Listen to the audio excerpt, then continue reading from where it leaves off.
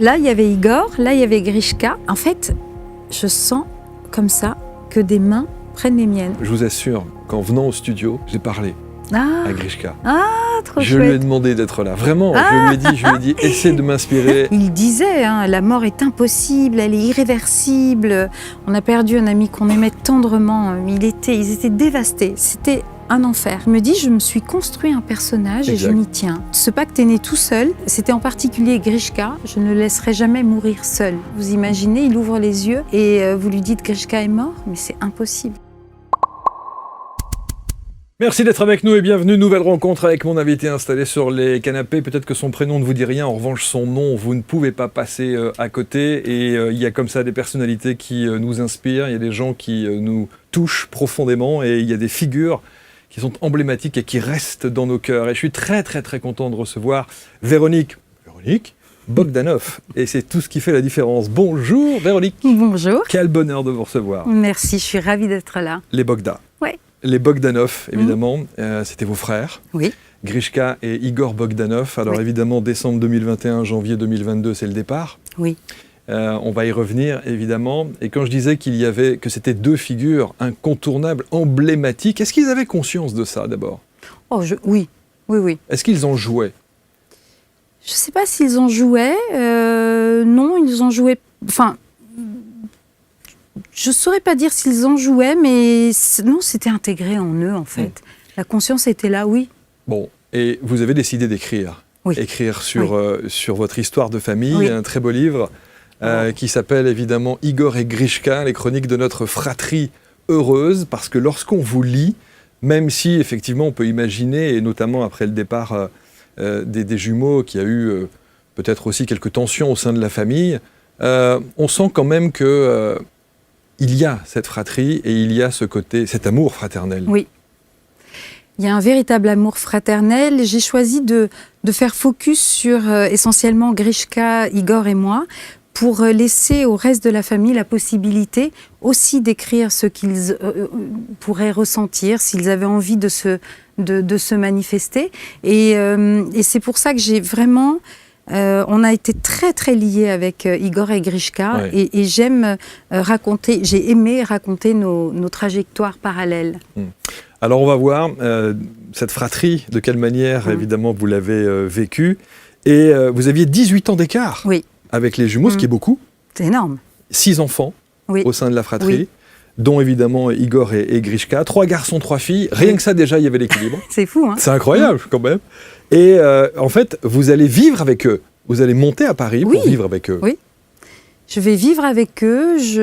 J'ai commencé à être très protégée par eux quand nous avons perdu notre mère et notre grand-mère.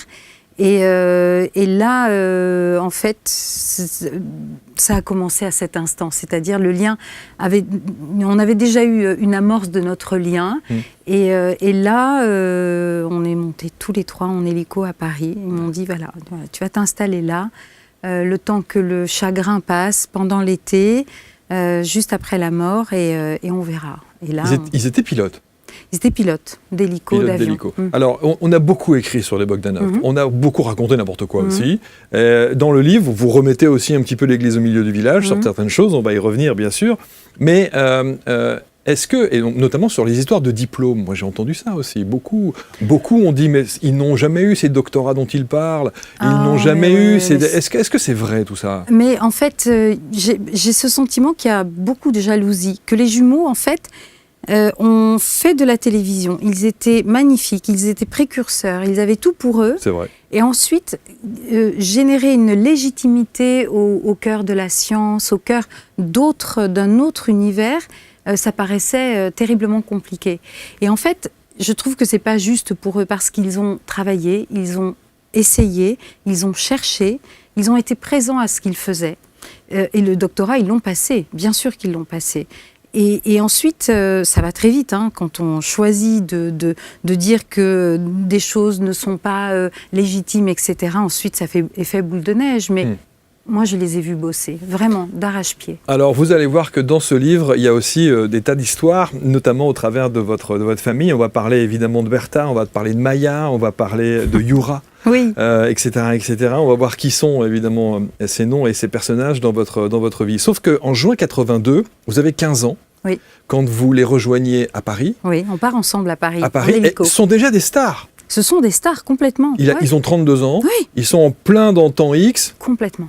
Qui existe déjà depuis quelques années quand depuis vous arrivez. 3 ans. C'est ça, en 79 précisément. Oui. Comment vous vivez cette notoriété-là alors que vous êtes ado ? Mais en fait, je la vis très bien. Il y a une espèce d'évidence comme ça, une sensation qu'on sait dès le départ que ces deux-là auront une destinée hors du commun. Déjà, notre famille était hors du commun. Ouais. Donc, notre façon de vivre est hors du commun. Donc, que les deux jumeaux deviennent les frères Bogdanov, qu'on découvre Temps X qu'ils ont créé, inventé de toutes pièces, il y avait une forme d'évidence dans tout ça, en fait. C'est ça qui est étonnant. Et Temps X est né le jour de mon anniversaire, de mes 12 ans. Ça, c'est important. 21 avril 1979. Oui. Voilà. Et cette date du 21 aussi, elle a une signification dans votre famille. Oui. Il y a beaucoup de liens. On va en parler, évidemment. Ça, c'est intéressant que vous ayez repéré ça. Et oui, mais vous le dites dans le livre. Je le dis, ça, oui, le 21. Vous dites qu'effectivement, le 21, il y a quelque chose de particulier, parce que je crois qu'il y a vos neveux, ou je ne sais plus exactement. Non, il n'y a pas une histoire comme ça avec non, en fait, il y a, le 21 avril. En fait, le 21, ou le 12... Ma mère est née le 21... qu'est-ce que je raconte ? Un 12 février, est morte un 12 mai... Mon père est né le 21 janvier, ma grand-mère le 21 juin, moi le 21 avril. J'ai une fille qui est née le 12 juin, un frère qui est né le 21 octobre. Donc il y a quelque chose entre ce 12 et ce 21 qui fait 3 communications. 3, exactement. Vous êtes ouverte à ça ? Complètement. Ouais. J'adore. C'est vrai ? Ça me réconforte en plus. Alors, ce livre qui s'appelle Igor et Grishka, la chronique, évidemment, les chroniques de notre fratrie heureuse, on y parle de vie, d'amour, de fraternité, de la famille Bogdanov, de l'obsession de cette jeunesse des jumeaux. Oui. Ça, c'est important. Du puits de science qu'ils étaient aussi, et de ce fameux pacte secret que vous avez avec vos frères. Parce que vous vous dites ceci, que vous ne les laisserez jamais, et vous serez à leur côté jusqu'au bout. Qu'est-ce que c'est que ce pacte ? En fait, ça m'est venu un jour banal.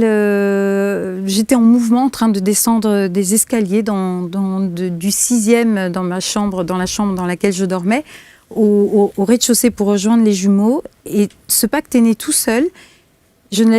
C'était en particulier Grishka, je ne le laisserai jamais mourir seul. J'ai jamais compris pourquoi, à cet instant, j'avais cette idée. Et qui est toujours resté. C'était important pour moi de savoir que je pourrais l'accompagner. Il n'y avait rien qui annonçait un... Clairement, parce que vous êtes toute jeune, j'avais 25 ans, on est loin de penser à quoi que ce soit. Complètement. Et ça, c'est une information que vous avez en clairaudience, que vous ressentez, que vous percevez, que vous... Oui. Comment elle vous arrive comme ça ? Mais c'est ça, c'est souvent ça. Je suis au 6e et je ne suis plus la même au rez-de-chaussée. C'est vraiment ça qui s'est passé. Oui. Et vous leur dites ? Jamais. Jamais, mais mon Dieu, sinon là, je ne les voyais plus pendant 40 ans en fait. Non, parce que eux, la mort, elle les terrifiait. Eh oui. Donc Grishka, elle a su s'il lit le livre, de là où il est. Non, ça, il ne l'a jamais su. Je l'ai jamais En tout cas, su. vous vous êtes fait cette promesse. Oui, d'être là. Et en fait, il y a quelque chose aussi d'important, c'est que j'ai gommé la mort de ma mère. J'ai pas du tout voulu la voir. J'avais déjà des perceptions, j'avais déjà des visions, des choses comme ça. Donc je me suis complètement fermée à tout ça. Et peut-être aussi que le fait de me dire, pour Grishka, je serai là, il y avait un pacte aussi de dire, à un moment donné, il va falloir que tu te bouges et que tu t'ouvres à ce qui est plus fort que nous, en fait. Plus grand. Oui, pas plus fort, plus grand. Est-ce qu'ils avaient ces perceptions-là, eux aussi ? Ils ne me le diront jamais et ils ne me l'auraient jamais dit. Aucun journaliste ne leur a posé cette question. Et à chaque fois que ceux qui ont tenté d'aborder ce sujet, et Dieu sait qu'ils avaient cette ouverture d'esprit, très clairement, à chaque fois, il y avait une pirouette. Ouais. Ils n'ont jamais parler de... Alors, il parlait évidemment de de l'au-delà ou de cette dimension cosmique, des étoiles et autres, et les étoiles aussi, elles sont importantes dans votre livre. Oui. Mais jamais ne répondre à cette question. Non. Une fois, j'ai évoqué avec Igor, j'aime beaucoup un de leurs ouvrages qui s'appelle La mémoire double. Et donc les histoires d'Antoine Dirac ont une consonance très science-fiction. Et moi, je l'ai vu sur le plan spirituel, comme tout d'un coup, en fait, en gros, Antoine Dirac, je sais pas, ça va être un peu long à expliquer, mais en tout cas, j'ai dit à Igor, tu sais, dans ton livre, je vois autre chose qu'une dimension fictive. Je vois aussi quelque chose de beaucoup plus spirituel. Et je le vois me regarder, et je crois que c'est la première fois qu'on en a parlé. C'est-à-dire, je lui ai dit, le fait que Antoine Dirac, tout d'un coup, se retrouve dans un plan parallèle, pour moi, c'est pas que de la science-fiction, ça peut être une réalité. Et je le vois me jauger attentivement, surpris, et en même temps, c'était évident. Voilà. Mais on ne parlait pas... non. On ne parlait pas de ça. Hein. C'est incroyable. Non. Certaines rencontres changent une vie, certaines expériences aussi. ABC Talk revient à l'île de la Réunion pour 2 jours. Un vrai tournant, une aventure humaine avec 3 expériences, 3 façons de transformer votre vie. Commençons par le samedi 14 novembre avec Myriam Facio et Chanaël Munier. Les constellations intégrales pour libérer enfin vos mémoires familiales liées à l'argent, à la réussite et à l'abondance pour changer enfin votre rapport au succès. Le samedi soir, c'est un duo, les duos de l'invisible avec Alexandra Gabriel et Aaron Vial. Ils sont tous les deux médiums quand la médiumnité rencontre la numérologie et les contacts défunts, où chaque instant peut devenir personnel. Et puis dimanche 15 novembre, la puissance du Quantum Self-Healing avec Fabien Lefebvre. Il sera question d'activer vos clés quantiques. C'est l'une des expériences immersives physiques les plus intenses. Vous repartirez plus clair, plus aligné, plus puissant. ABC Talk installe également son studio télé à La Réunion. Si vous êtes donc thérapeute, coach, praticien, accompagnant de vie, vous allez pouvoir vous aussi vous installer dans les canapés d'ABC Talk et tourner votre propre émission qui sera ensuite montée et diffusée à l'international sur l'ensemble de nos réseaux avec plus de 30 millions de vues chaque mois. Vous l'aurez compris, c'est une belle aventure, c'est une nouvelle aventure pour la seconde fois. ABC Talk à La Réunion en 2026, novembre 2026. Vous allez vivre l'intensité, découvrir l'authenticité, expérimenter l'essentiel. Infos et réservations, abctalk.fr. Alors on va voir votre famille, bien sûr, on va voir ce qui se passait dans ce château dans le Gers, évidemment, où les jumeaux sont nés. Oui. En 1927, c'est un château, alors ils ne sont pas nés en 27, mais c'est le château que votre grand-mère récupère en 1927. Oui. Je crois, dans le Gers. Oui. Et alors, votre famille, moi j'ai découvert des trucs incroyables. D'abord, cette dimension spirituelle dans laquelle vous baignez complètement et que vous acceptez de dire que vous avez ces capacités, ça existe depuis longtemps dans votre famille. Ma grand-mère, oui, elle avait déjà des vœux et des talents de guérisseuse par les plantes.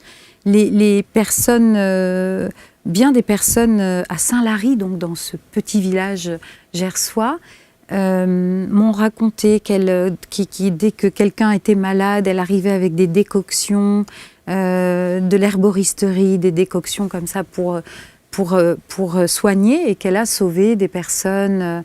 Oui, elle était très, très axée sur ça. Et plus. L'alchimie, l'astrologie, la divination. Oui, la divination. Et vous dites, alors moi, vous savez qu'on dit tout dans cette émission, hors antenne, vous me dites, elle les a tellement influencés. Oui, énormément. En fait, l'histoire cette histoire de mes grands-parents, de ma grand-mère qui arrive sur mes frères... Bertha. Bertha est mariée à un comte de la haute aristocratie.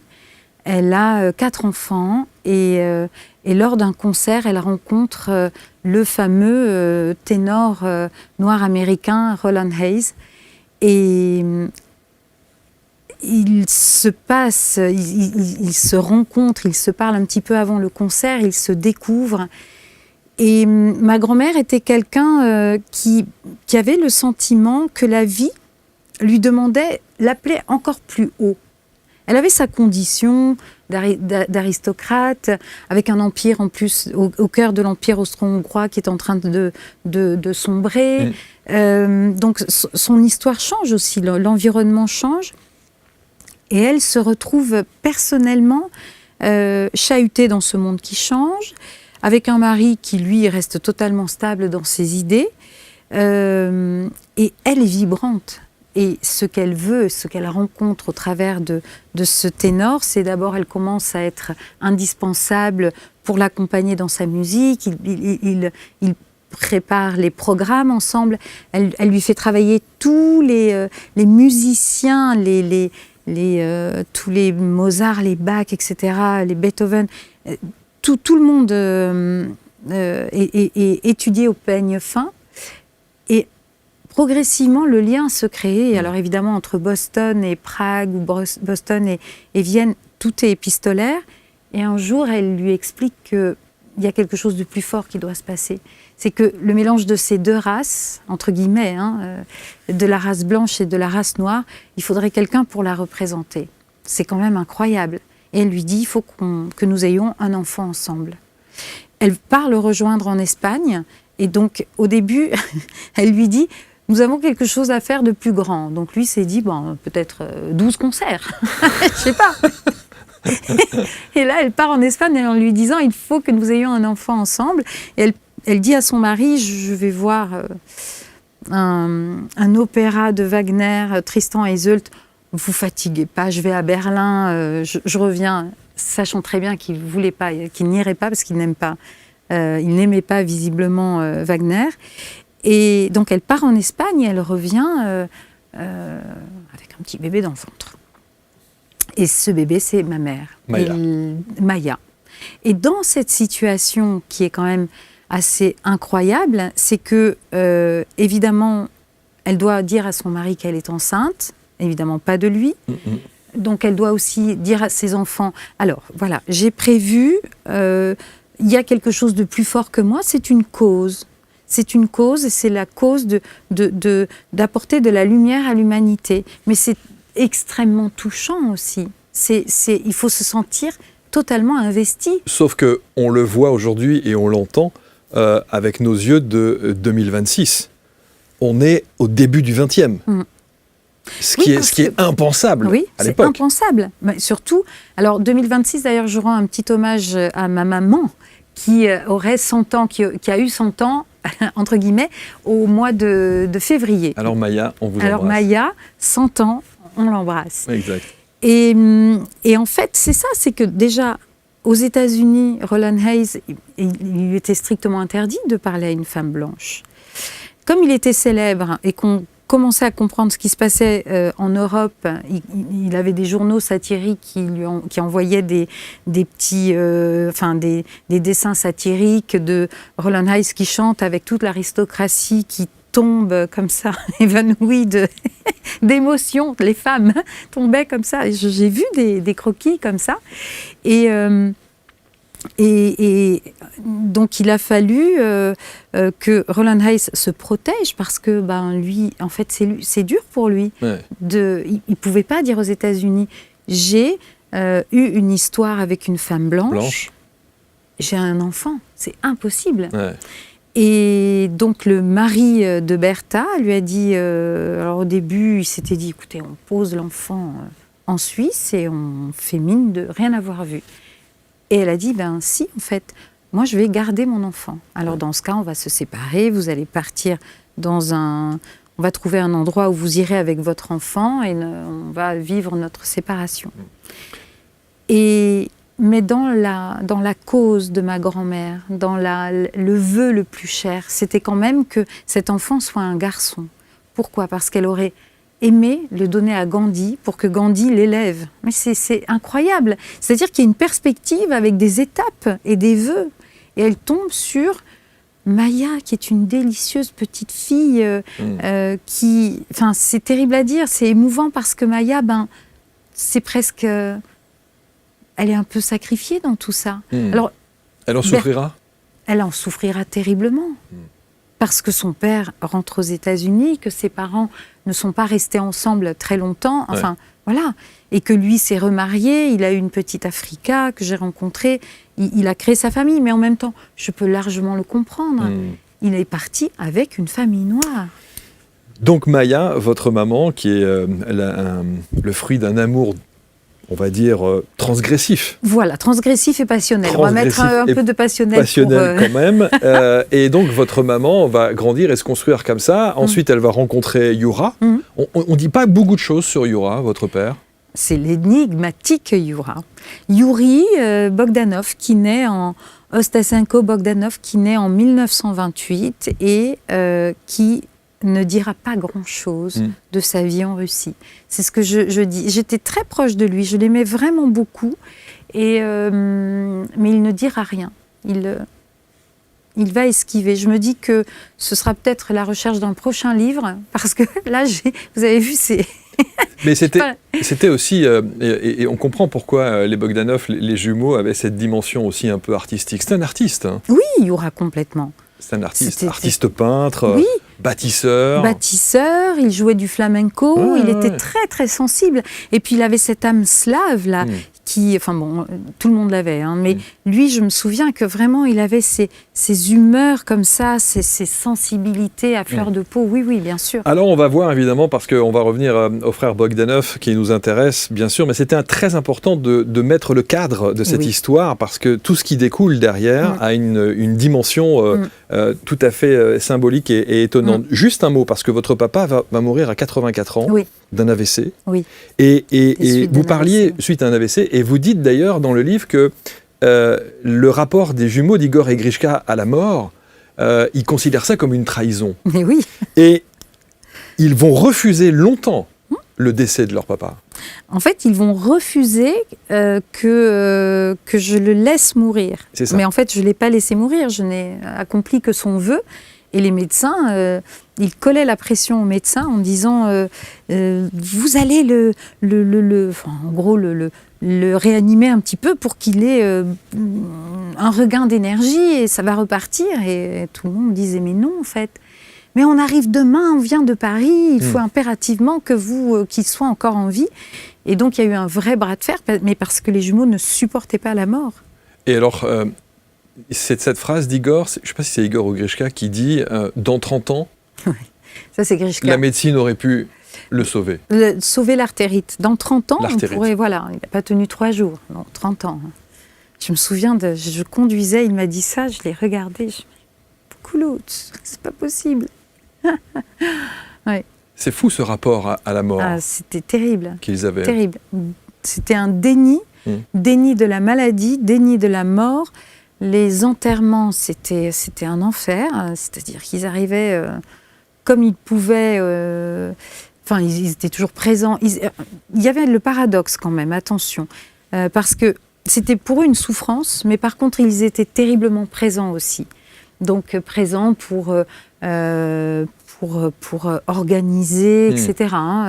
Qu'on soit bien d'accord. Mais eux, dans leur fort intérieur, par exemple, à un moment donné, ils m'appelaient beaucoup pour organiser les funérailles de Youra et je leur dis, bon, alors écoute, je viens de choisir un cercueil, j'ai pris un truc blanc.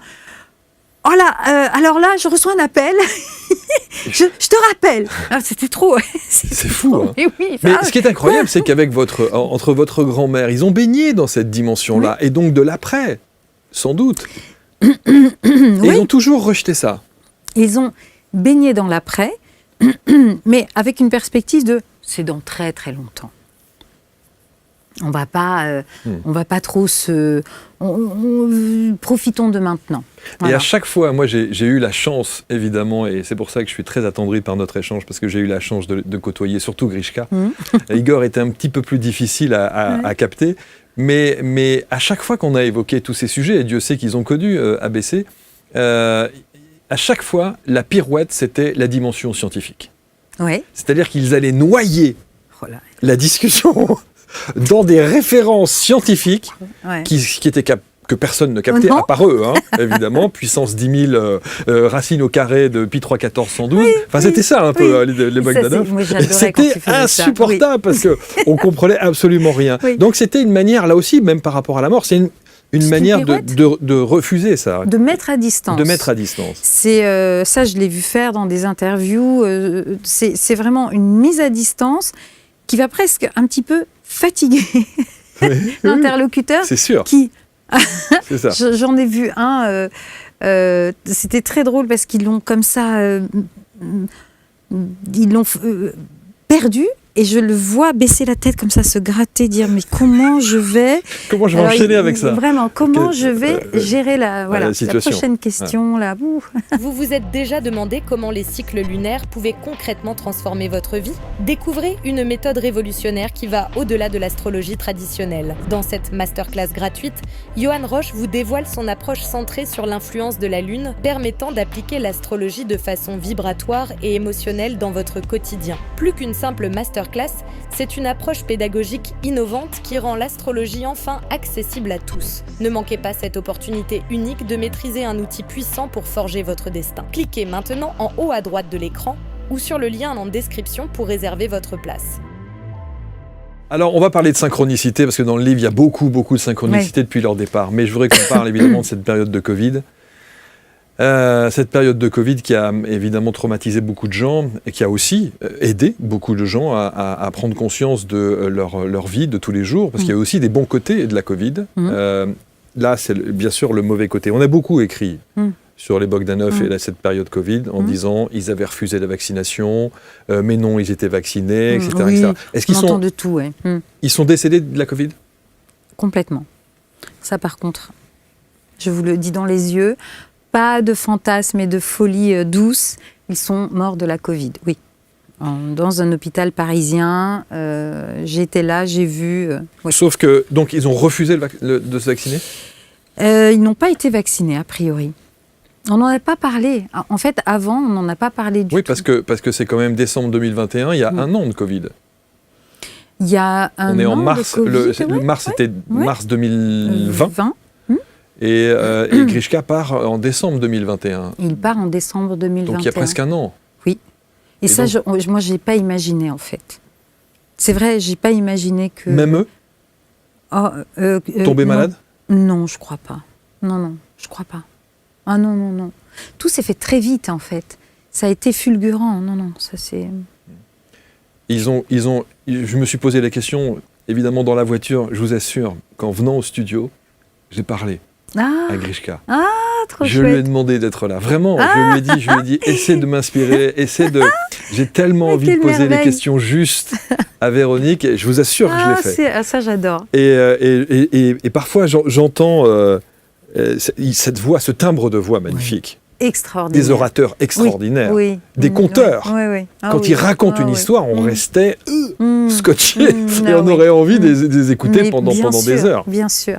Il y avait tout. Ah oui. Ouais. Vous n'avez jamais parlé évidemment, pendant cette période de Covid, de la dangerosité? Quel rapport ils avaient avec ça? Rien du tout? Pas du tout. Du tout. Non. J'étais dans le sud-ouest. Et pour moi, le Covid a été vécu... je ne me suis pas posé de questions parce que c'était presque très doux. Dans le sud-ouest, le ciel est bleu, on a la mer pas loin. Donc, c'était un peu ça pour moi. Et évidemment que je pensais à eux, on s'envoyait des messages, mais rien de folichon, on va dire. Voilà. Et puis, j'étais en train d'écrire aussi. Donc, j'étais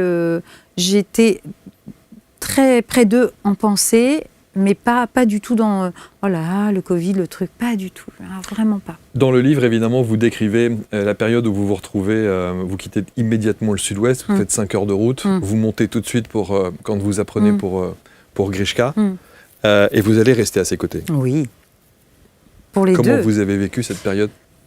C'est très... d'un côté, c'est très spectaculaire, sans vouloir faire du voyeurisme, mais c'est très spectaculaire le dispositif COVID. Pour quelqu'un qui part. Donc c'est très impressionnant. Et c'est très inattendu parce que Grishka, je crois que je ne l'ai même pas vu enrhumé dans ma vie. C'est tout bête, mais je crois que je l'ai jamais vu, vous savez, se couper un doigt. Je n'ai même pas vu une goutte de sang de mes frères, en fait. C'est assez dingue. Et donc ça, c'était très, très frappant, très bouleversant. Et évidemment, sur le plan de la beauté du moment, c'était merveilleux. C'est-à-dire qu'il faut vraiment dissocier le côté humain. Là, pour le coup, j'ai vraiment compris qu'on pouvait dissocier la partie humaine qui était... Waouh, c'était traumatisant.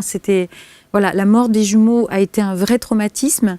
Et sur le plan spirituel, à partir du moment où ils sont... Là, ça m'impressionne. Attendez, oh Hé Ça me fait drôle de parler d'eux, là. Alors, vous pourriez sourire. Oh, il souriait beaucoup, Grishka. Mais oui, mais là, ils sont très... Igor, un peu moins. Parce que là, ils vous écoutent. Non, mais parce que là, ils vous écoutent attentivement. Ils se disent, fais gaffe à ce que tu dis. Hein, déconne pas, raconte la réalité. Alors, hein. bah oui, mais je la raconte, la réalité. Non, est-ce qu'ils ont su? Ils ont su qu'ils allaient mourir? Oui. Je sais pas, parce que je suis arrivée, ils étaient dans le coma. Et je pense que tout est allé très vite.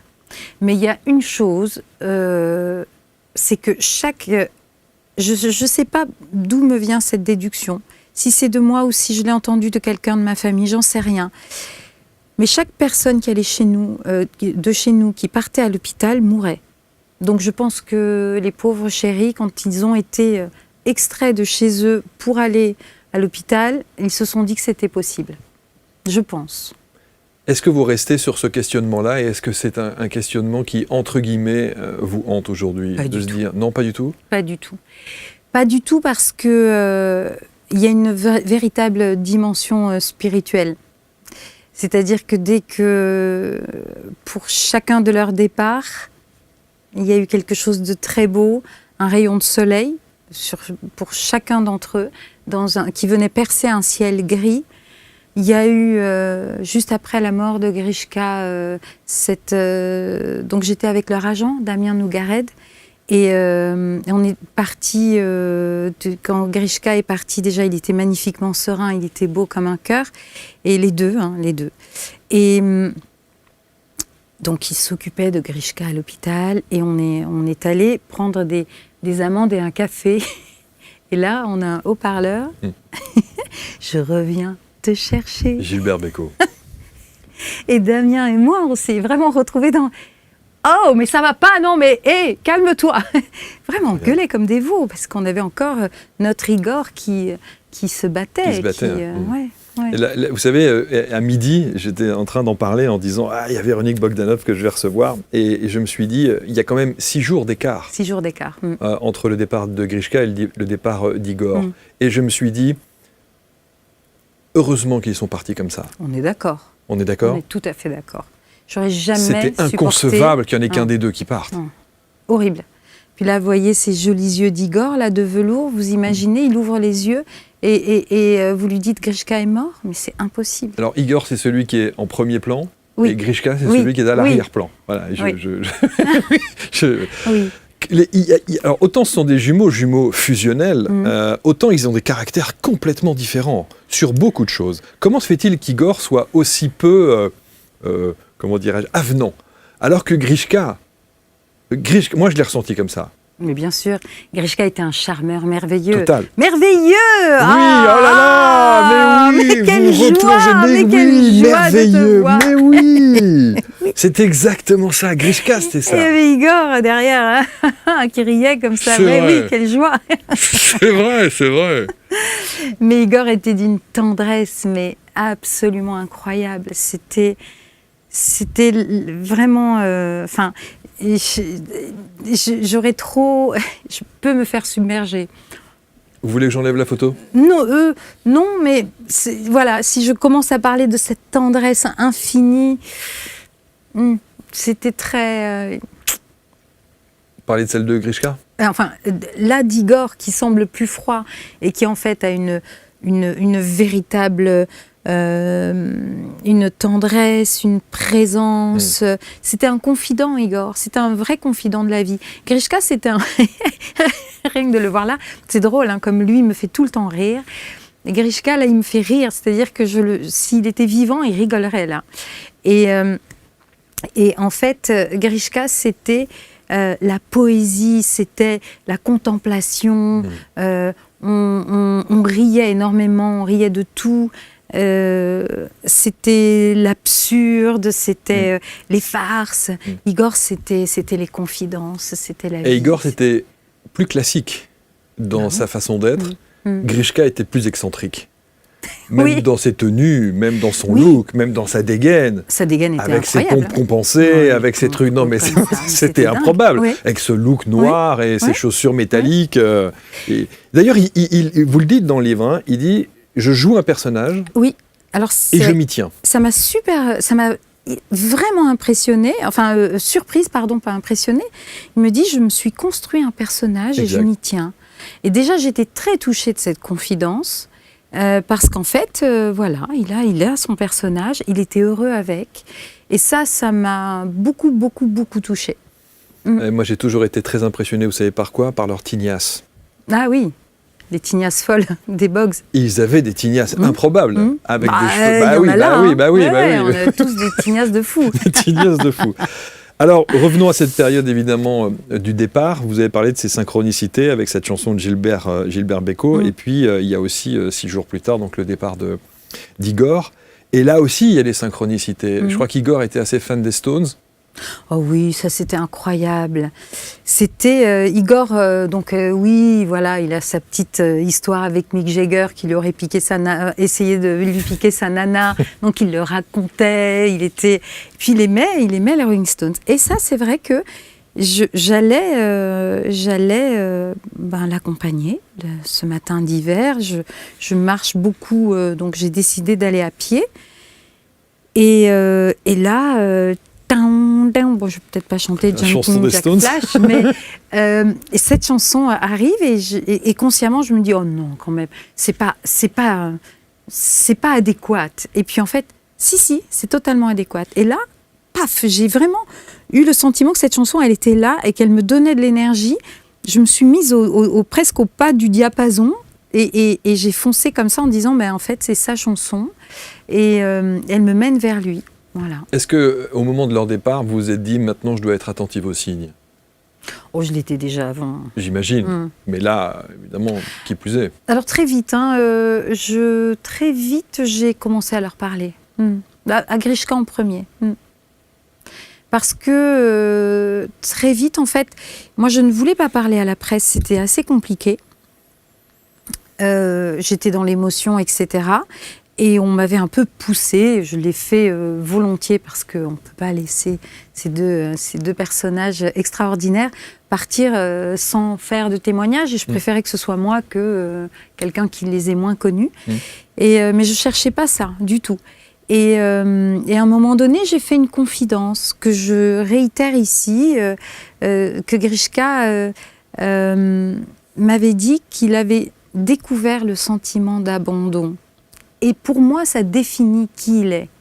Et donc, c'était une donnée très importante. Et comment il l'expliquait, ce sentiment d'abandon ? Par des histoires familiales, par le fait que ma grand-mère décide que le couple de mes parents allait exploser et qu'ils soient séparés, parce que Grishka était séparé d'Igor pendant un moment. Il est parti vivre avec notre mère et Igor est resté avec notre grand-mère. Et ça, Grishka l'a très mal vécu. Et je trouvais que ça le définit aussi. Voilà, il faut admettre, arrêter de ne rien dire. Il l'a dit et je l'ai répété. Et ça m'a été reproché. Et donc, je me souviens d'avoir très fort prié Grishka en lui disant « J'espère que je n'ai pas fait une connerie, tu vois. » Je lui disais vraiment, fais-moi un signe, aide-moi là parce que ça flambe, il me fatigue tous. Quel signe arrive ? Et le signe arrive le lendemain. Mais j'avais l'impression, mais je sais pas si c'est moi qui. Mais j'étais dans le noir, je dormais, j'étais toute seule dans ma chambre et j'avais à peu près ce visage face à moi. Mais je ne sais pas si c'est une réalité ou pas. Mais le signe extraordinaire, c'est que le lendemain, j'en pouvais plus donc, et j'étais hyper fatiguée. J'ai fait des allers-retours, accompagner mes frères, et surtout, c'est épuisant tout ça, physiquement. Donc j'appelle mon guérisseur, je lui dis, j'en peux plus, help. Il me dit, viens maintenant. Je m'installe sur sa table de travail, et au loin, il y a une playlist avec des musiques, des musiques de guitare classique. Je me dis, oh, ça me fait penser aux jumeaux, tiens, c'est drôle. Et tout d'un coup, il y a la musique qui a accompagné Grishka pendant son trépas, pendant son passage. Et là, évidemment, je me dis, on ne peut pas faire mieux. Le son de la guitare en mi. Le son de la guitare en mi. Et je fonds en larmes et mon guérisseur me dit, il est venu te dire merci. Et dans cette journée incroyable, j'ai eu d'autres signes. J'étais en voiture avec mes enfants et le téléphone n'arrêtait pas de sonner. Bon, c'est un peu normal, tout le monde s'excitait un peu là-dessus. Et là, j'ai un numéro qui n'arrêtait pas, qui me laissait des messages sur mon répondeur, qui rappelait.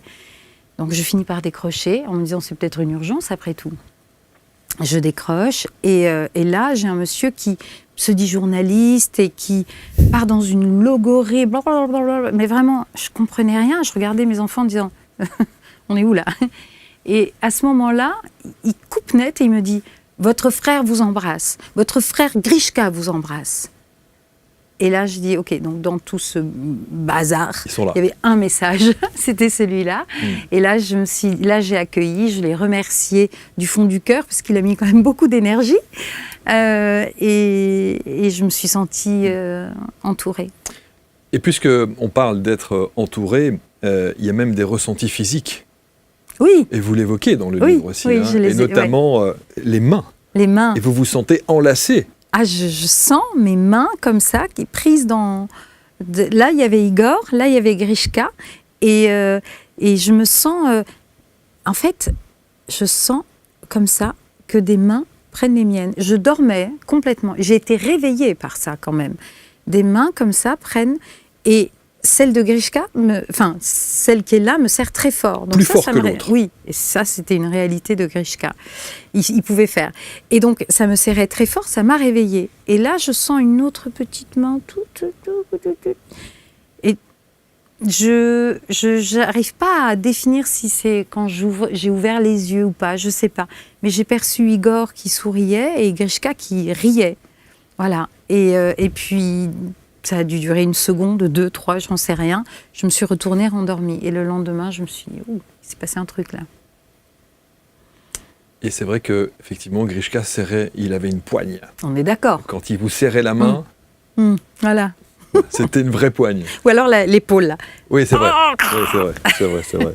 Alors, il y a plein de synchronicités comme ça. Il faut vraiment lire le livre qui est beau, qui est attendrissant, les chroniques de notre fratrie heureuse avec Igor et Grishka Bogdanov. Il y a d'autres synchronicités. On peut peut-être... Comment est-ce que... Il y avait Igor Chéri, il y avait Gogor Tono. Gogor Tono, mais d'où oui. Ça sort, ça, oh là là, Gogor je Tono. le dévoile. Gogor Tono, je sais pas, on était tout le temps à se donner des surnoms, mais ça c'était très familial. Ça c'était pour Igor. Oui. Oui. Mon Gogor Tono. Mon Gogor Tono. Et lui m'appelait Véroniok. Donc c'est ça qui est fou. C'est que Grishka s'est très tôt appelé Kouloutz. Depuis toujours, il s'appelait Kouloutz. Koukouloutz. Coucou. Voilà, ça c'était donc sur mon répertoire, j'ai tout. J'ai Coucou, Koukouloutz, Gogor Tono, Gogor. C'est Et beau. en fait, c'était Igor, c'était au début comme on appelait Youra, Yourtintin. Ça nous amusait beaucoup quand on était gosse, Yourtintin. Donc on a appelé Igortin. Bon, voilà, c'était mignon. Mais ça s'est transformé en Gogor Tono. Ça, c'est moi qui ai trouvé. Et moi, je me suis appelée Véroniok. Mais il y a un autre pseudo que vous lui avez donné qui est beaucoup plus simple d'abord à dire. C'est mignon, cette histoire. Et qui est une histoire aussi de synchronicité. Oui. Joli cœur. Joli cœur. Mon joli cœur, ça c'est très très mignon. Donc c'est ce fameux post Instagram pour la première ou deuxième année, je me souviens plus, où je fais le poste de Grishka. Chaque année. Chaque année, voilà, c'est leur petit hommage. Ça m'a fait beaucoup de bien de les. J'ai eu beaucoup de mal à me séparer d'eux, hein, quand même. Donc, ils avaient des postes pour leurs anniversaires, le mien, temps X, machin, c'était dès que je pouvais. Et l'anniversaire de la mort et l'anniversaire de la vie, etc. Et donc, Igor, je réfléchis, je me dis, bon, Gogor Tonou, je ne vais quand même pas me balancer ça sur Insta. Igor, ben non, Igor chéri, joli cœur. Bah, c'est quand même comme ça que tu l'appelais, non ? Bon, allez, vas-y, va pour joli cœur. Et je fais mon poste, et en ayant donc hésité, et le lendemain, je passe devant un magasin devant lequel je passe tous les jours, qui était dans mon ancien cabinet, entre mon ancien cabinet et la maison. Et il était tard, hein, il était, je sais pas, 19h, en plein hiver, tard, c'est-à-dire c'était la nuit. Et je tourne la tête devant un magasin que je connais par cœur, je tourne la tête... Joli petit bol breton, joli cœur. Joli cœur. J'ai été entendue. Ben oui. Magnifique, belles histoires comme ça, au travers évidemment de cette relation si fusionnelle, parce qu'il y a d'un côté la relation des jumeaux, mais il y a la relation de toute la fratrie. Mm-hmm. Et on sent que voilà, il y a une belle osmose. Il y a un chapitre qui est incroyable, c'est le chapitre 49 de votre livre, avec un certain Richard Monnier. Ah, Richard Monnier. Mais ça, moi, je ne connaissais pas ce médium. Ah, mais il est extraordinaire, Richard. Il est incroyable. Ouais. Si tout ce qui est écrit là... Mot pour mot. C'est mot pour mot. C'est-à-dire on ne va pas tout dévoiler, évidemment. Non, surtout pas. Surtout pas, mais il faut lire ça. Mais en fait, vous allez... parce que tout là aussi est une histoire incroyable. C'est que vous allez faire une conférence, je crois, oui, à La Rochelle. À La Rochelle, pour mon premier livre. Voilà. Et ils ont invité un médium. C'est ça, c'est qu'ils me disent pour la première partie, mais tout s'enchaîne sans que, voilà, je suis invitée, tout va tourner autour de toi, de ton livre, etc. Puis la personne, l'organisatrice me dit au dernier moment, écoute, j'ai rencontré un médium, mais tellement incroyable, est-ce que tu accepterais qu'il fasse la première partie ? Je dis, bah, le Mick Jagger qui est en moi accepte. J'ai dit, première partie de quoi ? J'étais un jeune auteur. Et voilà, et bref, et donc j'accepte. Est-ce que tu acceptes de l'appeler ? Ben oui, enfin, bien sûr, je vais faire connaissance. Mais alors, en plus, sincèrement, je n'attendais rien. Ouais. Mais rien. Ouais. C'est-à-dire que... Et là, il déballe. Au début, il me raconte ses histoires, son histoire, pardon. Comment c'est arrivé, etc. J'écoute attentivement, avec beaucoup de pudeur, c'est-à-dire de toute façon, je ne suis pas là pour que vous prouviez quoi que ce soit. Donc...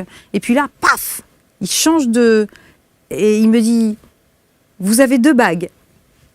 Oui. Et après...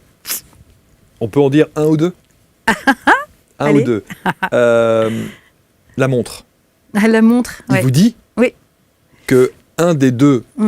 Grishka ou Igor vous dit qui a ma montre ? Oui, c'est Grishka qui dit qui a ma montre. Et en fait, je l'avais sur moi. Je ne l'ai pas amenée pour ces émissions parce qu'elle est énorme. Mais je me suis dit, voilà, mais elle est avec moi, elle me suit tous les jeux, tout le temps. L'histoire du pain. Mais comment il pouvait Qui peut savoir cette histoire de pain ? À part nous. Il mangeait des tartines. Avec moi. Avec vous, tout le temps. Et tartines de pain poilane. Oui. C'est ça, exactement. Et il vous sort ça. Oui. Vous mangez du pain ? Vous mangez du pain ? Vous mangez beaucoup de pain ? Je dis, on passait notre vie soit à en manger, soit à se dire qu'on allait en manger. Il y en a plein comme ça, le message du ciel. Il y a la cuisine aussi, il y a le baiser d'avant. Il y a plein de synchronicités comme ça qu'il faut lire. Et ce médium, j'aimerais bien le recevoir d'ailleurs, parce qu'il est incroyable, il s'appelle Richard Monnier. Richard Monnier. Voilà. Avec plaisir. Et vous étiez venu dans cette association pour la promotion de ce livre qui s'appelle Bienvenue au pays de soi-même. Je peux dire un mot là-dessus. C'est qu'en fait, je suis très touchée parce qu'il s'est passé quelque chose avec ce livre et les jumeaux. C'est que les jumeaux m'avaient initiée à l'écriture, toujours encouragée pour que je puisse écrire. Et j'ai écrit ce livre qui est paru le 26 novembre 2021. j'ai pu leur dire mais chérie, ça y est, il est là. Igor m'a écrit un très joli mot, voilà, tout ça apparaît dans le livre. Et ils sont morts 1 mois plus tard. Exactement. Et donc, c'est comme si je cueillais le relais comme ça. C'est incroyable. Et je crois que Grishka avait demandé à son agent que vous lui envoyiez le livre, qu'on se rencontre pour parler du livre. Ouais, c'est ça. Et alors, juste pour terminer avec Richard Monnier, ce qui est fou, c'est qu'il ne pourra pas venir à cette conférence parce qu'il tombe malade. Oui. Et il va faire la conférence en visio. Oui. Au téléphone et en visio, comme ça. Et le premier truc qui dégaine, c'est « bon anniversaire ». Oui. Il vous souhaite un bon anniversaire, qui était une semaine avant la date de la conférence. Oui. Et il ne savait pas. Ils sont tous là. Oui. Il y a ton grand-père, ta grand-mère, ils sont dans un champ de coton. Dans un champ de coton. Dans un champ de coton, oui. Ils étaient esclaves. Mais c'est pas mes une ascendants synchronicité étaient... incroyable. Ouais, non, mais il est incroyable. Mais là, il n'y a pas très longtemps, on s'est parlé. Il est incroyable. Bon. Un petit mot, parce qu'on est obligé, bien sûr, de revenir là-dessus, sur l'obsession de la jeunesse. Ils avaient cette obsession-là. Oui. Est-ce que ils travaillaient sur l'inversion du vieillissement? Oui. Ils se posaient beaucoup de questions, notamment la souris là-dessus. éternelle. Voilà. Est-ce que ça explique les personnages qu'ils sont devenus? Et parce que c'est vous qui en parlez dans le livre, quand vous dites, à un moment donné, que vous jouez à « Je te tiens, tu me tiens » par la barbichette. Vous l'expliquez? Oui, je raconte ça.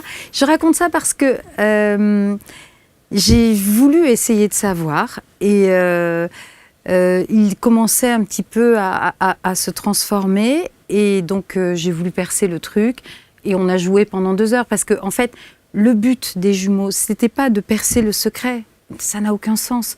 Le but c'est de ce qui m'amusait moi, pardon pour le micro, ce qui m'amusait moi, c'était finalement tout le temps qu'on passait à les observer, me contourner, on va dire. Bien sûr, mais toujours. Voilà. Toujours. Dans ce salon de thé où je demande à Grishka, je lui dis, dis-moi Grishka, dis-moi la vérité. Ah, c'est pas vrai. Bien sûr, je lui dis. Alors, je t'explique, parce que, effectivement, dans la science, il a été dit que... Oh, et il partait. Mon Dieu, et c'était fini. Et c'est tellement drôle. Et c'était tellement drôle. Mais vous dites dans le livre que vous jouez effectivement à Je te tiens, tu me tiens par la barbichette, et vous êtes surprise parce que... Oui, je sens rien. C'est tout mou. Oui, vous ne normal, sentez rien. c'est comme moi là. C'est étonnant, ça j'ai jamais compris. Incroyable. J'ai jamais compris. Ok, bon voilà, je sais pas. Mais ce qui est fou, c'est que je me suis demandé si par pudeur, vous en savez plus, mais par respect, vous ne voulez pas le dire, ou est-ce que véritablement, vous ne le savez pas? Je n'ai pas cherché à savoir. Ok. Je vous l'assure sincèrement. Mais en même temps, s'ils avaient vraiment fait toute cette chirurgie esthétique, vous qui le côtoyez quasiment quotidiennement, vous auriez vu quand même les opérations, vous auriez vu les bandages, vous auriez vu... Ah non, mais les jumeaux se pointaient pas avec des bandages. Hein. Moi, j'ai jamais vu les jumeaux avec des bandages de quoi que ce soit. Non, pas du tout. Et ça, vraiment, je suis tout à fait sincère dans le fait que je n'ai jamais... C'était leur vœu. On voit bien qu'il y a des choses qui se sont passées. Et j'ai pas envie de percer les mystères qu'ils se sont... Voilà, employés à conserver. Ça sert à rien. Mais ça veut dire qu'ils étaient d'accord tous les deux? Ah mais bien sûr. Donc ils ont fait les mêmes, ils ont engagé les mêmes choses. C'est ce que, en fait, j'ai juste eu une chose très drôle avec Igor où on était dans le Gers, on était assis l'un à côté de l'autre.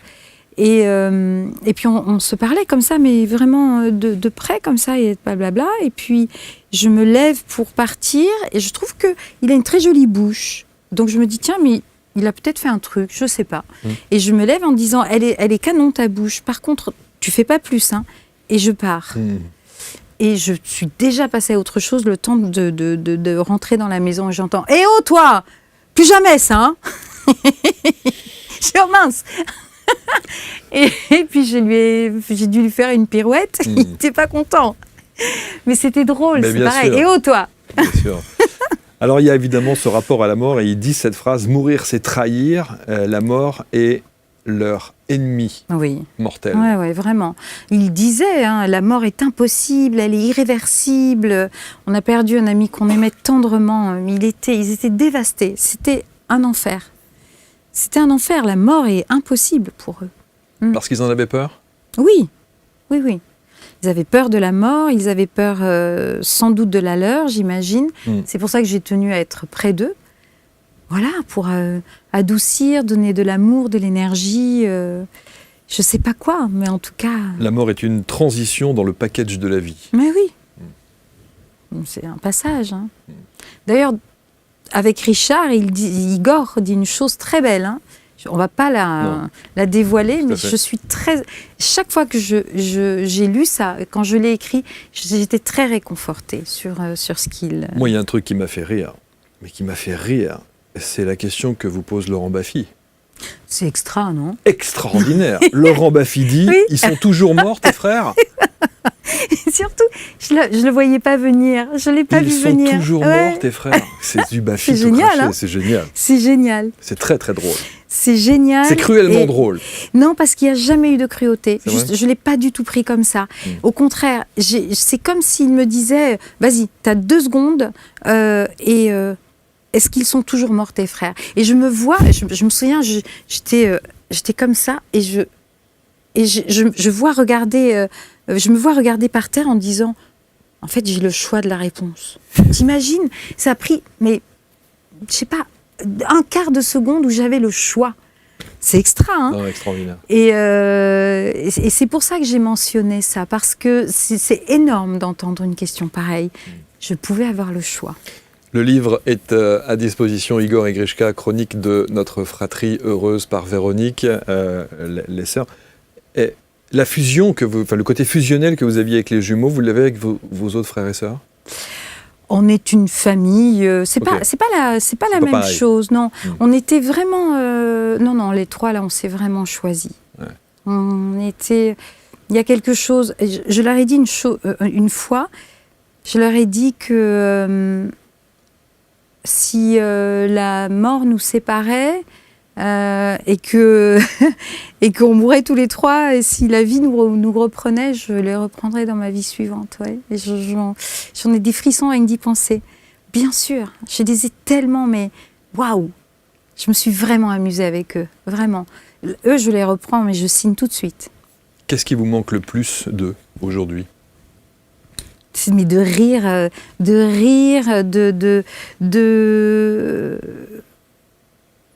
de réfléchir, de partager la vie, mais en même temps, je peux pas dire que, en fait, il y a quelque chose de très particulier, c'est que je peux pas dire qu'il y a quelque chose qui me manque pour une très bonne raison.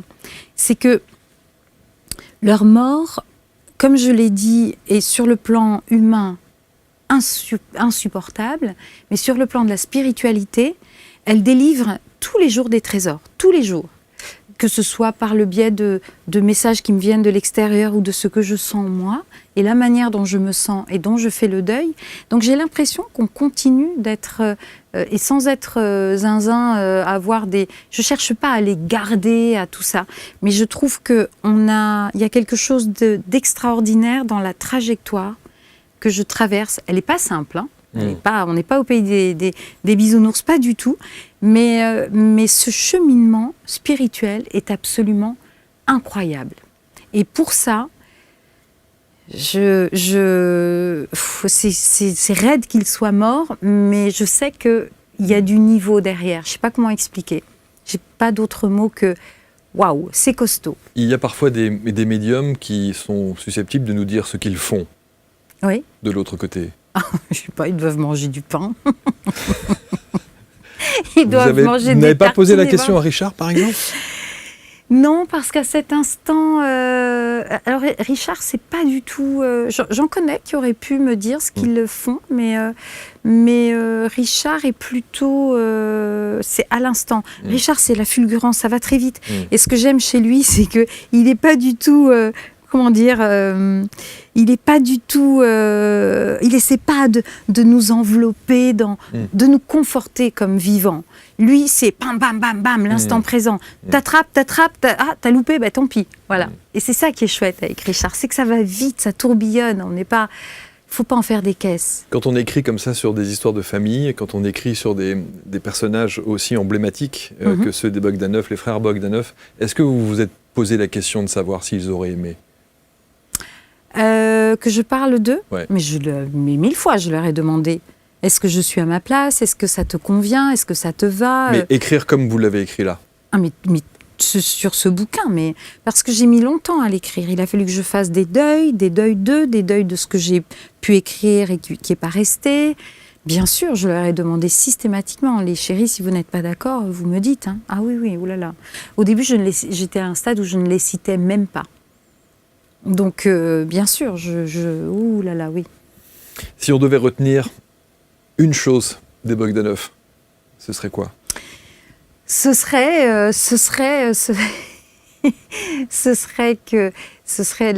le fait de rire, d'être brillantissime, d'être des précurseurs, d'être des inventeurs, d'être des chercheurs, d'être des psychologues, d'être si doués pour tant de choses, et tant de choses qui apportent à l'humain. Allez, je me permets même de dire qui ont apporté à l'humanité. À l'humanité. Ouais, je suis d'accord avec vous. Et je peux comprendre que le fait d'avoir les portraits comme ça en face de vous mette une pression supplémentaire. Mais c'est dingue. Mais enfin. C'est vrai, hein. Mais oui. C'est vrai. Là, je vois Igor qui est comme ça, là. Grishka sourit, donc ça va. Mais Igor, j'espère que t'es content. Hein, si vous avez une petite synchronicité dans les prochains jours, vous nous faites signe, hein, juste pour savoir s'ils sont venus vous confirmer que tout s'était bien passé, que c'était OK. Hein. Est-ce que ça va, les gars, tout était bon? J'ai pas dit de hein, on est heureux. Ouais. Quel personnage extraordinaire. Ah oui, non mais vraiment, je suis très fière. Je leur ai dit, hein, je suis très fière de vous avoir... Non, très fière, pas du tout. Très heureuse de vous avoir dans ma vie. Mais ça, ils l'ont su. Ouais. Je les ai soutenus envers et contre tout. Ils l'ont su tout ça. Ils l'ont su tout ça. Ils ont su que j'avais beaucoup d'amour pour eux. Pour terminer, mais est-ce que c'est parfois un peu lourd à porter, Bogdanov, comme nom? Pas du tout. Pas du tout? Non. Non, pas du tout. Dans le pire, on me dit « Ah, vous êtes la sœur de... Ah, ben, ils ont mal fini. » Oui, parce qu'ils sont morts. Ça, on m'a dit ça une fois. Très intelligent. Voilà. Si on fait des commentaires, débrouillez-vous avec ce que vous pensez. Je m'en fous. Non, vraiment, je suis pleinement heureuse d'être... Ouais. Et il y a une très belle collection, je crois, qui s'appelle « Les 3 minutes chez Très Daniel. Oui. Où ils expliquent le Big Bang. Alors ça, la théorie du Big Bang, alors ça, mon Dieu, de leur petit bouquin là, ouais. C'était merveilleux. C'était extraordinaire, extraordinaire. J'ai été très touché de faire cette émission avec vous, Véronique. Ah, mais moi aussi. Merci infiniment. On vous met évidemment, merci les gars. Merci les gars. Ils sont beaux comme tout là, tous les deux. Ils sont magnifiques. Ils sont magnifiques. Et habillés pareil. C'était juste pour la photo ou ils étaient toujours sapés de la même manière? Petit sans doute, j'étais pas là, moi j'étais même pas de ce monde. Oui, évidemment, il y a 18 ans d'écart. Mais en tout cas sur toutes les photos, parce que ça c'est une photo que j'ai à la maison. J'ai après demandé les droits d'auteur, etc. Mais aux archives dans le Gers. Mais j'ai plein de photos où ils sont habillés pareil. Hein. Et puis c'était beau. C'était beau. C'était très très beau. Quand ils ont une trentaine ou une quarantaine d'années, ils sont au top du top. Oui. Incontestablement. Mais ils ont gardé cette lumière jusqu'aux derniers instants. Vraiment. La lumière était là. Igor était sublime et Grishka était sublime. Ils étaient très très beaux, vraiment jusqu'au dernier souffle. Je suis sûr que Grishka est venu chercher Igor. Grishka est venu le chercher. Ouais. Moi, je suis sûre qu'Igor a compris à un moment donné. Parce qu'on faisait tout pour ne pas dire devant lui que Grishka était parti. Et quand il l'a pigé, à un moment donné, les constantes semblaient un peu stables et ça s'est mis à chuter. Le mystère. De la vie. Merci beaucoup, Véronique. Avec grand plaisir. Merci. Vous commentez, parce que je sais que cette émission va l'être. Peut-on aimer la vie au point de refuser d'en accepter la fin ? Ça, c'était aussi la grande question existentielle. J'espère qu'on a eu le plaisir de vous apporter quelques éléments de réponse peut-être à ces fameuses questions. Le livre est à votre disposition aux éditions Guy Très Daniel, que je salue, la grande famille Très Daniel aussi, au passage. Merci, prenez soin de vous. Prenez soin de vous aussi, merci beaucoup. Et à toute la famille Bogdanov, que l'on salue au passage. Merci à tous et on se retrouve très vite pour une prochaine rencontre. Merci à tous.